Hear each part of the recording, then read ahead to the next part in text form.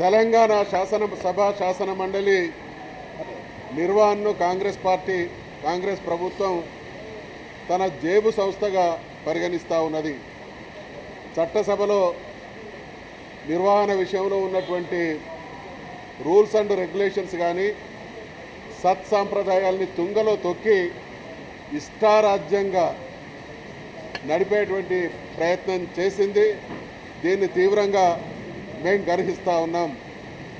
BAC సమావేశంలో అత్యంత ప్రాముఖ్యత కలిగినటువంటి అనేక అంశాలను చర్చించాలనేటువంటి డిమాండ్ను బీఆర్ఎస్ పార్టీ తరఫున మేము ప్రతిపాదిస్తే మరి సభ జరిగినటువంటి తీరుతెన్నులను కనుక ఒక్కసారి నిశితంగా గమనిస్తే దాన్నన్నింటినీ కూడా రివ్యూ చేస్తే జరిగినటువంటి తతంగం అంతా సాంకేతికంగా ప్రభుత్వం తను కొనసాగించదలుచుకున్నటువంటి బిజినెస్ను పూర్తి చేసిందే కానీ ఎక్కడ కూడా ప్రజా ఉపయోగకరమైనటువంటి అంశాల విషయంలో శ్రద్ధ చూపించినటువంటి దాఖలాలు లేవు.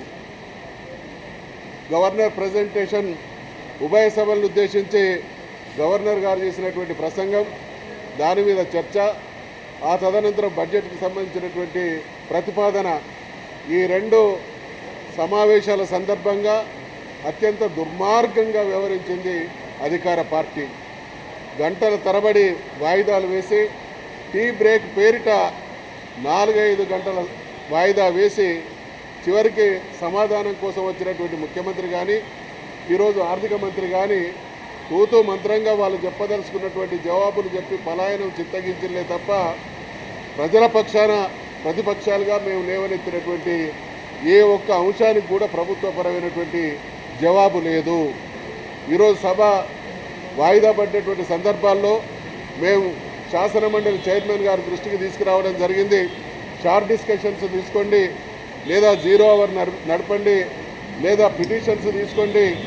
అనేక రకాలుగా ప్రజాప్రతినిధులుగా మా దృష్టికి వచ్చేటువంటి సమస్యలను చర్చించడానికి ఈ వేదికను సద్వినియోగం చేసుకునేటువంటి అవకాశం కల్పించమంటే అటు స్పీకర్ గారు, ఇటు శాసన మండలి చైర్మన్ గారు సభను పూర్తిగా అధికార పార్టీకి అనుగుణంగా అధికార పార్టీ కనుసన్నల్లో నడిపేటువంటి ప్రయత్నం చేసిండ్రు.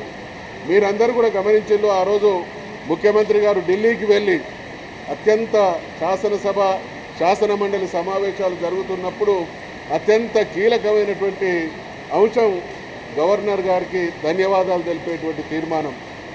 ఆ తీర్మానం సందర్భంగా జరిగేటువంటి చర్చను, ఆ చర్చ సందర్భంగా ప్రతిపక్షాలు లేవనెత్తినటువంటి అంశాలని, ప్రజాక్షేమం రీత్యా వాళ్ళు తీసుకొచ్చేటువంటి విషయాలని సభా వేదికగా ముఖ్యమంత్రి గారు సమాధానం ఇవ్వడంతో పాటు ప్రశ్నలు అడిగేటువంటి గౌరవ ప్రతిపక్ష సభ్యుల అంశాలకు కూడా క్లారిఫికేషన్స్ ఇవ్వాల్సినటువంటి బాధ్యత ఉంది. కానీ ఆగమేఘాల మీద ఢిల్లీ నుండి వచ్చి 2.5 గంటలు ఉపన్యాసం ఇచ్చి ఏ ఒక్క అంశానికి కూడా మేము బీఏసీలో లేవనెత్తినటువంటి అంశాలపైన చర్చ ఉండదు. వాళ్ళుగా చేసినటువంటి ప్రకటనలో ఉన్నటువంటి డొల్లతనాన్ని ఎండగట్టేటువంటి ప్రశ్నలకు క్లారిఫికేషన్స్ ఉండవు. ఇది సభ జరిగినటువంటి తీరుతెన్నులు. కాబట్టి చట్టసభల నిర్వహణ విషయంలో పూర్తిగా కాంగ్రెస్ ప్రభుత్వం ఘోరమైనటువంటి వైఫల్యాన్ని కొనసాగిస్తున్నది. కాబట్టి దీనికి నిరసనగా మేము ఈరోజు మరి 4 గంటల పాటు, బహుశా నాకు తెలిసి 4-4:30 ప్రాంతంలో మా శాసన మండలిని వాయిదా వేయడం జరిగింది. శాసనసభలో రిప్లై, తర్వాత క్లారిఫికేషన్స్, తర్వాత మా దగ్గరికి రావడం అని అంటే రాత్రి 10-11 గంటల వరకు వేచి చూడమని. మేము ఏ పాపం చేసిండ్రు శాసన మండలి సభ్యులు? బాధ్యతాయుతమైనటువంటి పెద్దల సభ విషయంలో ప్రభుత్వం వ్యవహరించేటువంటి తీరు ఇదేనా? ఏ రోజు కూడా పెద్దల సభ అనేటువంటి గౌరవాన్ని కూడా ప్రదర్శించినటువంటి పాపాన ఈ ప్రభుత్వం పోలేదు. వెరసి మేము ప్రజలకు విజ్ఞప్తి చేస్తూ ఉన్నాం. ఏ విశ్వాసంతోనైతే ఈ ప్రభుత్వాన్ని అధికారంలోకి తీసుకురావడం జరిగిందో, ఏ బాధ్యతనైతే ప్రతిపక్షంగా మాకు మీరు అప్పగించడం జరిగిందో, ప్రజాక్షేమం కోసం, రాష్ట్ర అభివృద్ధి కోసం, రాష్ట్ర సర్వతోముఖ వికాసం కోసం ప్రతిపక్షంగా మేము చేసేటువంటి ప్రజా ఉపయోగకరమైనటువంటి ప్రయోజనాలకు ఈ వేదిక ఆస్కారం కలిగించడం లేదు. కాబట్టి ఇక్కడ సమస్యలు చర్చించాలి, పరిష్కరించాలనేటువంటి నిబద్ధత, నిజాయితీ ఈ ప్రభుత్వంలో లేదు. కాబట్టి ఈ జరుగుతున్నటువంటి తీరును మేము తీవ్రంగా గర్హిస్తూ ఉన్నాం. ఇదే సందర్భంగా మరి ఈరోజు రిప్లై పేరిట వాళ్ళు వచ్చి వాళ్ళు చెప్పదలుచుకున్నటువంటి అంశాలు చెప్పడం, మా మీద బీఆర్ఎస్ పార్టీ మీద ప్రతిపక్షాల మీద నీలాపనిందలు వేయడం, దాని విషయంలో ప్రశ్నిస్తే క్లారిఫికేషన్ ఇచ్చేటువంటి స్థితిలో కూడా ఈ ప్రభుత్వం లేదు అని అంటే ఏకపక్షంగా సభను ఏ రకంగా నడిపిస్తున్నది, ఏకపక్షంగా ప్రజలకు జరగాల్సినటువంటి మంచి నుండి పలాయనం చిత్తగిస్తూ ఉన్నది, ఏ రకంగా అపోజిషన్ పార్టీల గొంతు నొక్కేటువంటి ప్రయత్నం చేస్తున్నది అనేదాన్ని ఈ సందర్భంగా తెలియజేస్తూ ఈ వేదిక ప్రత్యేకించి శాసన మండలి విషయానికి వస్తే మరి మంత్రివర్గ సభ్యుల విషయంలో 2 గ్రూపులుగా విడదీసి శాసన మండలిని నిర్వర్తించడం జరుగుతుంది. ఒక గ్రూపు అక్కడ శాసనసభలో ఉంటే మరో గ్రూపు శాసన మండలిలో ఉండాలి. ఏ రోజు కూడా పట్టుమని 2-3 మంత్రులు ఉన్నటువంటి దాఖలాలు లేవు. అంటే శాసన మండలిని 6th ఫింగర్ లాగా ఒక అపహాస్యం చేసి అవమానించేటువంటి పరిస్థితి.